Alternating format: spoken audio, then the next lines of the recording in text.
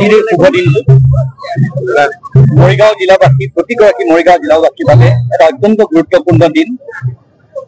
আজি ঐতিহ্যপূৰ্ণ ইতিহাসেৰে গৰকা আমাৰ যিখিনি তিৱা ভাই বন্ধু আছে, তিৱা জনজাতি আছে, আজি আমি তেওঁলোকক লৈ আৰু আজি এই গৌৰৱপূৰ্ণ গাথা জোঙাল বলহুৰ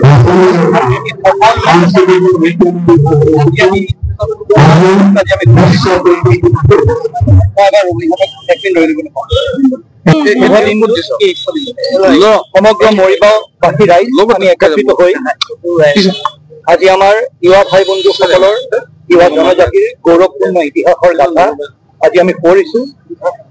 জোঙাল বলহু আজি যিজন ব্যক্তিক লৈ আমি সমগ্ৰ তিৱা জাতি আমি গৌৰৱ কৰোঁ।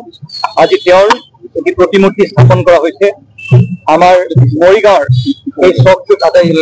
জিলা প্ৰশাসনৰ আজি যিটো মূল কেন্দ্ৰ, আজি সেই চকটোত আজি এই প্ৰতিমূৰ্তি স্থাপন কৰা হৈছে। এই অনুষ্ঠানটোৰ লগত জড়িত প্ৰতিগৰাকী ব্যক্তিক মই মোৰ আন্তৰিক ধন্যবাদ জনাব বিচাৰিছিলো। আৰু এই চাহিদা সদায় আজি আমি অনুভৱ কৰিছিলো যে তিৱা সাহিত্য পৰিষদৰ য'ত মূল কাৰ্যালয় আছে, আজি তাত জোঙাল বলহুৰ সোঁৱৰণিত আমি কিবা এটা কৰাৰ প্ৰয়োজন আছিলে। আজি সমাজখন একত্ৰিত হৈ এটা পদক্ষেপ লৈছে। আমাৰ বাবে এটা অত্যন্ত গুৰুত্বপূৰ্ণ দিন আৰু আমাৰ ইতিহাস আমি স্মৰণ কৰা প্ৰতিজন নাগৰিকৰ প্ৰয়োজন।